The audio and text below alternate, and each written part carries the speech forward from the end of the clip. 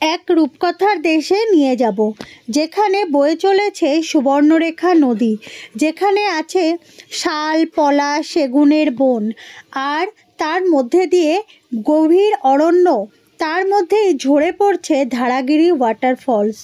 আছে ছোট ছোট পাহাড়, আর এই পাহাড়ের মধ্যে দিয়ে এঁকে বেঁকে চলে গেছে রাস্তা।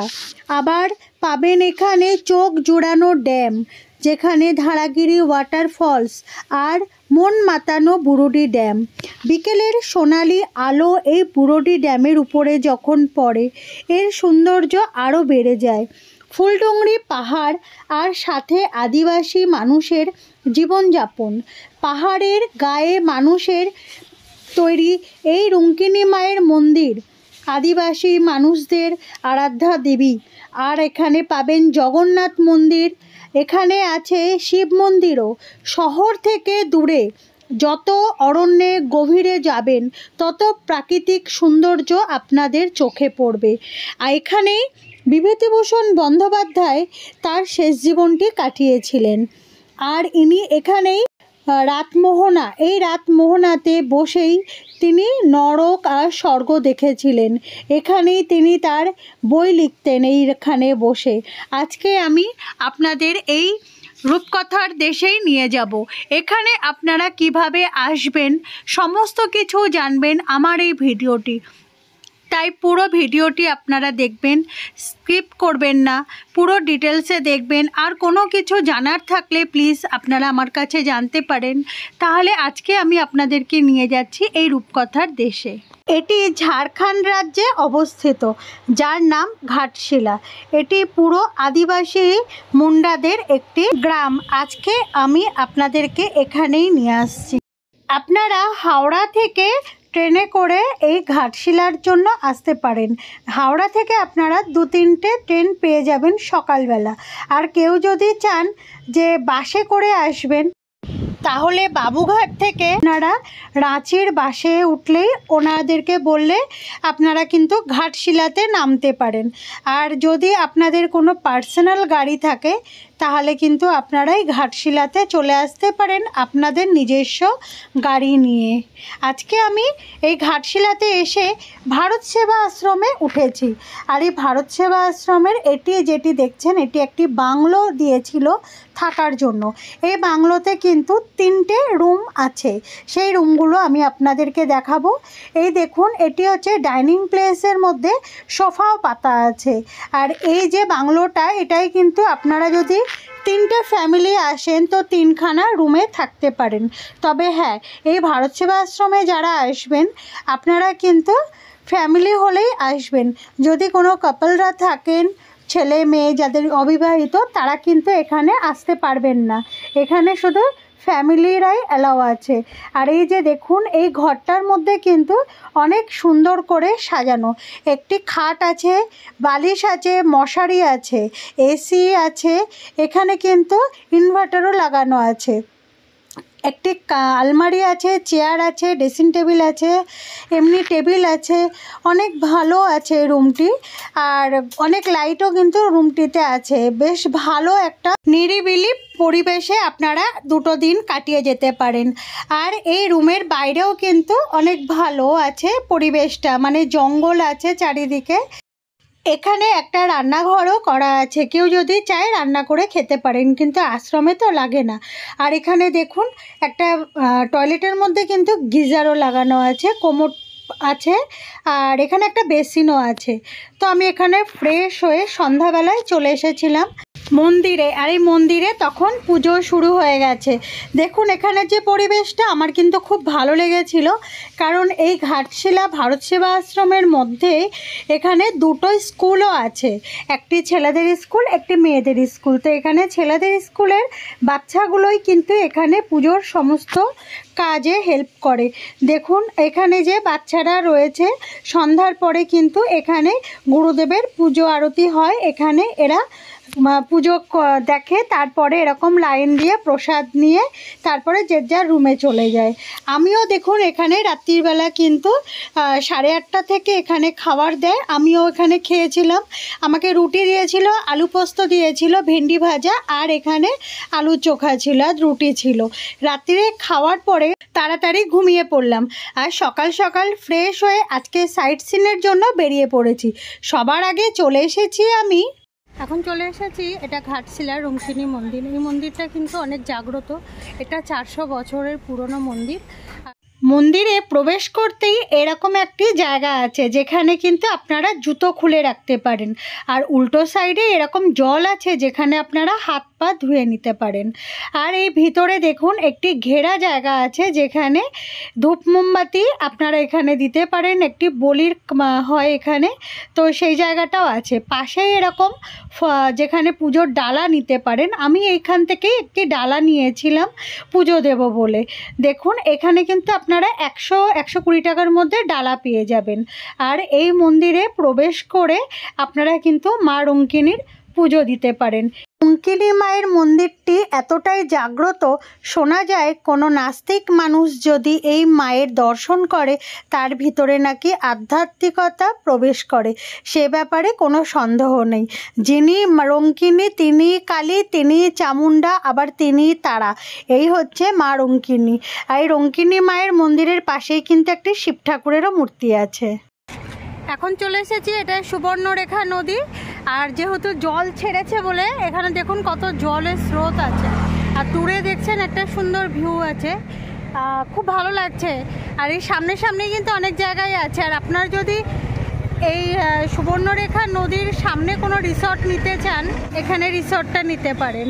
সুবর্ণরেখা নদীটি রাঁচির কাছ থেকে উৎপন্ন হয়ে ঝাড়খণ্ড, পশ্চিমবঙ্গ, উড়িষ্যা রাজ্যের মধ্যে দিয়েই প্রবাহিত হয়েছে। আর এই সুবর্ণরেখা নদীর পাশে যে সোনা, তামা, লোহার যে খনি আছে, তার কারণে কিন্তু এই সুবর্ণরেখা নদীটি অনেক দূষিত হয়ে গেছে। এখন চলে এসেছে এটা সূর্য মন্দির, ঘাটশিলা সূর্য মন্দির। এই সূর্য মন্দিরটি ঘাটশিলা থেকে মাত্র 2.5 কিলোমিটার দূরে অবস্থিত।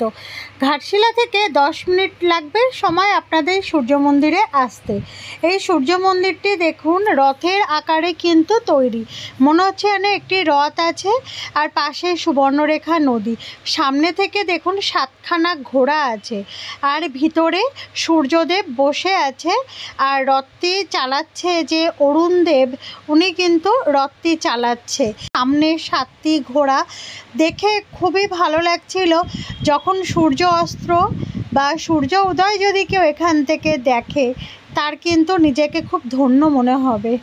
এখন চলে এসেছি জগন্নাথ মন্দির। রাতমোহনার দিকে যেতেই জগন্নাথ মন্দিরটি পড়বে। জগন্নাথ মন্দির যেটি নতুন তৈরি হচ্ছে, ওটি এখনও উদ্বোধন হয়নি। জগন্নাথ দেব কিন্তু তার পুরনো মন্দিরটিতেই রয়েছে। ঘাটশিলায় বিভূতিভূষণ বন্দ্যোপাধ্যায়ের যে বসত বাড়ি ছিলেন, সেইখানে চলে এসেছি, যেটিকে বলে গৌরীকুঞ্জ। এই বিভূতিভূষণ বন্দ্যোপাধ্যায় যখন যেরকমভাবে বাড়িটি আগে বাস করতো, সেই রকমই কিন্তু রয়ে গেছে। ঢুকতেই দেখুন বাদিকে কিন্তু তার একটি মূর্তি করা আছে, আর এই প্রবেশ করতেই ভিতরে কিন্তু তার একটি মিউজিয়াম করা হয়েছে, যেখানে পথের পাঁচালী অপুর একটি ছবি আছে, যে উনি বিভূতিভূষণ বন্দ্যোপাধ্যায়ের বাড়িতে আসছিলেন। আর তার কিছু শ্রদ্ধাঞ্জলি জানানোর জন্য তার ফটো, তার হাতের বিভিন্ন অক্ষরের লেখা, বিভিন্ন উপন্যাস, আর তার পাঞ্জাবি, বিভিন্ন রকমের জিনিস কিন্তু এই মিউজিয়ামে রাখা আছে। দেখুন ওই দূরে সোনা, তামার আর লোহার যে খনি, সেটি কিন্তু দেখা যাচ্ছে সুবর্ণরেখা নদীর পাড়ে এই খনিটি। আর এর জন্যই কিন্তু এই সুবর্ণরেখা নদীটি দিন দিন দূষিত হয়ে চলেছে। এখন চলে এসেছি রাতমোহনা, যেখানে বিভূতিভূষণ বন্দ্যোপাধ্যায় ভোর 4টের সময় উঠে এই রাতমোহনাতে চলে আসতেন, আর এখানে বসেই তিনি উপন্যাস লিখতেন, তিনি তার বই লিখতেন। রাতমোহনাতেই কিন্তু বসে তিনি স্বর্গ নরক দেখেছিলেন। এতে কিন্তু একটি রিসর্টও আছে, আপনারা যদি চান এখানে এই রাতমোহনা রিসর্টে কিন্তু থাকতে পারেন। আমি কিছু রিসর্টের ফোন নাম্বার আমার ভিডিও ডিসক্রিপশানে দিয়ে দেবো, যেখান থেকে চাইলে আপনারা কিন্তু নিয়ে রিসর্ট বুক করতে পারেন। আর এখানে যেহেতু আদিবাসী গ্রাম, তাই আদিবাসী মানুষেরা কিন্তু এখানে স্নান করছে। আর দেখুন এই যে জলটি যাচ্ছে, এটা কিন্তু সোজা এই নদীতে গিয়ে পড়ছে, সুবর্ণরেখা নদীতে। ঝর্ণাও আছে। আর দেখুন দূরে কিন্তু একটি শিব মন্দির দেখা যাচ্ছে। আপনারা চাইলে এই শিব মন্দিরেও কিন্তু ঘুরে আসতে পারেন। আমি এখন বুরুডি ড্যামে যাব বলে এখান থেকে বেরিয়ে পড়লাম। আর আদিবাসী গ্রামের ভিতর থেকে যখন যাচ্ছিলাম খুব ভালো লাগছিল। এখানে আলাদা একটা গ্রাম্য পরিবেশ, গ্রামের ছোট ছোট ঘর বাড়ি, আর এখানকার মানুষদের যখন যেভাবে জীবন যাপন করে সেই সমস্ত কিছু দেখতে দেখতে, আর এখানে পলাশ সেগুনের বন অনেক সুন্দর লাগছিল। সাথে কিন্তু অনেক সুন্দর সুন্দর কাশফুলও হয়ে উঠেছে, কারণ এখন দুর্গাপুজো সামনে চলে এসেছে। এই ঘাটশিলা কিন্তু সত্যিই সুন্দর। প্রকৃতির যে সৌন্দর্য আপনারা কিন্তু এই ঘাটশিলাতে আসলেই দেখতে পারবেন, কারণ এখানে আদিবাসী মানুষরা এখানে থাকে আর তাদের একদম সাধারণ জীবনযাপন করে। ওদের এই সুন্দর সুন্দর ঘরবাড়ির গায়ে এত সুন্দর করে ওরা কলকা করে রেখেছে, বিভিন্ন রকম করে সাজিয়ে কালারফুল করে রেখেছে। এদের এই পশুপালন, এরা যে চাষবাস করে খায়, এখানকার যে মানুষরা আছে ওরা একেবারেই পুরো অন্যরকম। আপনারা যখন এখানে আসবেন প্রকৃতির যে সৌন্দর্য সেটাকে কিন্তু আপনারা দেখতে পারবেন, একটা অন্যরকম পরিবেশ। আর দূরে আপনারা ছোট বড় অনেক রকমের পাহাড়ও দেখতে পারবেন। আর পাহাড়ের পাশে এই রকমই ক্ষেতের পাশ থেকেই চলে গেছে রাস্তা। আর এই সবুজে ঘেরা এই ঘাটশিলা সত্যিই একটা অপরূপ সৌন্দর্য দেখতে দেখতে এখন আমি চলে আসছি বুরুডি ড্যামের কাছে। আর এই বুরুডি ড্যামের এখানে কিন্তু যদি আপনারা গাড়ি নিয়ে আসেন পার্কিং করতে পারবেন। দুপুরের লাঞ্চটা কিন্তু আপনারা এখানে সারতে পারেন। সত্যি কথা বলতে খুবই ভালো ছিল। আমি তো ডাল নিয়েছিলাম, আলু কুমড়োর তরকারি ছিল, আলু ভাজা ছিল, আর একটি ডিমের অমলেট নিয়েছিলাম। এখানে কিন্তু মাছ পাওয়া যায় না, তবে এখানে আপনারা যদি চিকেন খান তো চিকেনটা কিন্তু টেস্ট করতে পারেন। খুব ভালো ছিল, কারণ আমি তো চিকেন খাই না, কিন্তু আমার সাথে যারা আরও অনেক লোক খেয়েছিল ওরা কিন্তু বলছিল খুব ভালো চিকেনের স্বাদ ছিল। এইগুলো দেখতে দেখতে চলে এসেছি এখন আমি ধারাগিরি ফলস। আর এই ধারাগিরি ফলসের সামনে আসতে আমার একটি বন্ধুর সাথে দেখা হয়ে যায়। তার সাথে জিজ্ঞাসা করলাম, ওরা কিন্তু এখানে গাইড নিয়ে গেছিলো। গাইড 50 টাকা করে নেয়। আমাকেও বলছিল গাইড নিতে, আর আমি গাইড না নিয়েই যাচ্ছিলাম। তো আমার গাইড এই আগে যাচ্ছে, এ আমাকে পুরো রাস্তা দেখিয়ে দেখিয়ে কিন্তু নিয়ে গেছে।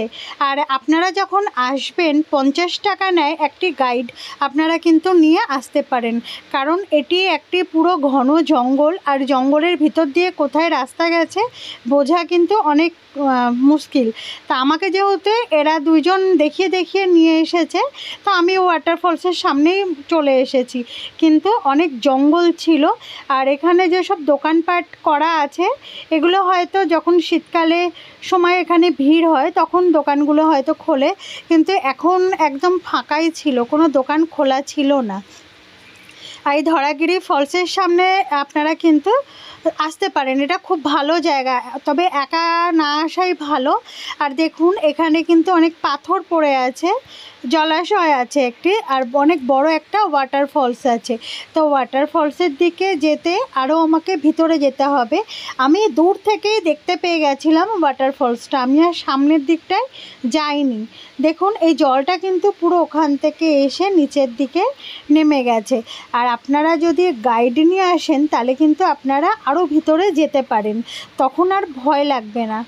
আর যেহেতু একদম নিলিবিলি জঙ্গল, এখানে পুরো পাথর পড়ে আছে। আর দেখুন পাথরের উপর থেকে গাছগুলো কেমন পাহাড়ের, এই পাশের পাহাড়ের গাছগুলো ওই সাইডে বেঁকে গেছে, আবার ওই সাইডের গাছগুলো বেঁকে এই সাইডে। এখানে কিন্তু সূর্যের আলো খুব একটা ঢোকে না, কারণ যে দেখলাম অন্ধকার অন্ধকার লাগছিল ভিতরটা, আর পুরো ঘন জঙ্গল। আর এখান থেকে বাইরে বেরালে কিন্তু আপনারা কিন্তু আলো দেখতে পারবেন, কিন্তু এর ভিতরে কিন্তু খুব একটা আলো আসে না যেহেতু জঙ্গলে ঘেরা। আর দেখুন শিকড় বাকড়গুলো কত মোটা মোটা এখানকার। তবে আমি শুনলাম এখানে যদি কেউ বন্ধু বান্ধব মিলে আসে তারা কিন্তু আরও ভিতর দিকে ঢুকতে পারে, আর এই ঝর্নার উপর দিকে কিন্তু আরও পাহাড় আছে, তার উপরেও যাওয়া যায়, সেখানেও নাকি একটি মন্দির আছে। তা আমি আর ওদিকে গেলাম না। আমাকে দেখুন, আমার গাইড আবার আমাকে রাস্তা দেখিয়ে নিয়ে যাচ্ছে।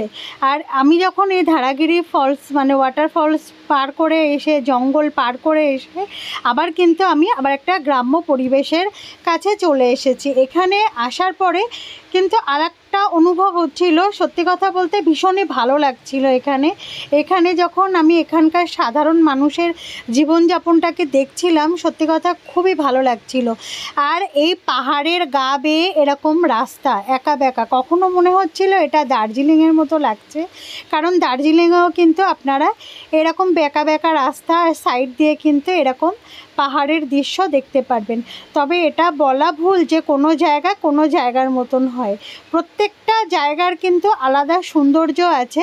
আর এই সৌন্দর্য কিন্তু খুঁজতে গেলে আপনারা বেরাতে হবে ঘর থেকে, কারণ ঘরে বসে তো সবসময় প্রকৃতির সৌন্দর্যকে দেখা যায় না। প্রত্যেকটা জায়গা সুন্দর হয় আর প্রত্যেকটা জায়গার আলাদা আলাদা সৌন্দর্য হয়।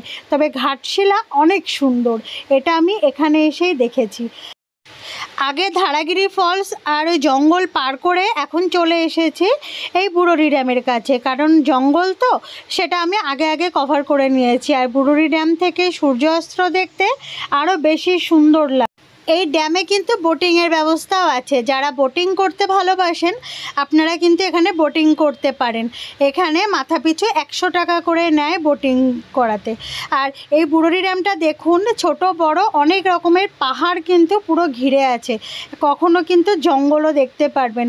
এটা কিন্তু পুরো আলাদা সৌন্দর্যে ভরা। এখানে আপনারা কিছুটা সময় কিন্তু কাটাতে পারেন, অনেক ভালো লাগবে এখানে। আর এখান থেকে বেরিয়ে আমি আবার এরকম দেখুন পশুপালন করছে এখানকার মানুষরা, বিকেলবেলা কেমন তাদের পশু নিয়ে ঘরে যাচ্ছে। যেতে যেতে আবার আপনারা কিন্তু গ্রামের ভিতর থেকে যাবেন, যেতে যেতে এরকম নদী পাবেন, এরকম কিন্তু পোল করা আছে।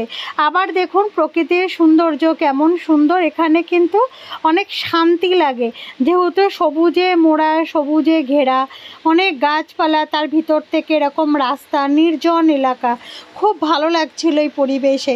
এখানকার পাখিরা, প্রজাপতিরা সব যে যার নিজের মনে, এখানে মানুষরাও থাকে, এখানের পশুরাও থাকে। এখানে সত্যি একটা আলাদা পরিবেশ। আর এই গ্রামের জঙ্গলের ভিতর থেকে এই রকম বিভিন্ন সাইড দিয়ে রাস্তা আছে, তবে এখানে রাস্তাঘাট না চিনলে হারানোর ভয়ও আছে। তবে এই আদিবাসী মানুষরা কিন্তু খুব ভালো হয়। আপনারা যদি এই 2 দিন এখানে কাটিয়ে যান তাহলে কিন্তু আপনাদেরও ভালো লাগবে, একটা সত্যি অন্যরকম পরিবেশ। দেখুন গ্রামের পরিবেশে মানুষ কেমন মাইল মাইল হেঁটে চলে যায়, কোথাও বাচ্চারা এরকম খেলছে, কোথাও পুকুরে স্নান করছে, কত বাচ্চা এখানে, সব যে যার মনের মতন করে থাকে। কিন্তু এত সুন্দর একটা পরিবেশ থেকে যেতে যেতে এরকমই ঘরবাড়িও আপনারা অনেক দেখতে পারবেন। সত্যি কথা বলতে ঘাটশিলা আমার খুবই ভালো লেগেছে। আর এখানে কিন্তু সামনে দুর্গাপূজা বলে কাশফুলের বাগানও হয়ে গেছে, চারিদিকে যেদিকে তাকাচ্ছি যেন কাশফুলের বাগান পাচ্ছি। পাশে একটা এরকম নদী দেখতে পেলাম। আর এই ঘাটশিলাতে এই ধরনের নদী কিন্তু অনেক আছে। আর আপনারা যখন ঘাটশিলাতে আসবেন এখানে কিন্তু এই রকম আদিবাসী পরিবেশ তো আপনারা দেখতে পাবেনই, সাথে এরকম অনেক ঝর্ণা দেখতে পারবেন, জঙ্গল পাবেন, ড্যাম আছে, বিভিন্ন রকমের রিসর্ট এখানে কিন্তু অনেক সুন্দর সুন্দর আছে, যেগুলো কিন্তু সুবর্ণরেখা নদীর পাশেই আছে। আপনাদের এইখানে খুব ভালো লাগবে। তাই সামনে পুজো আসছে, আপনারা যদি মনে করেন 2 দিন এই ঘাটশিলাতে এসে কাটিয়ে যেতে পারেন।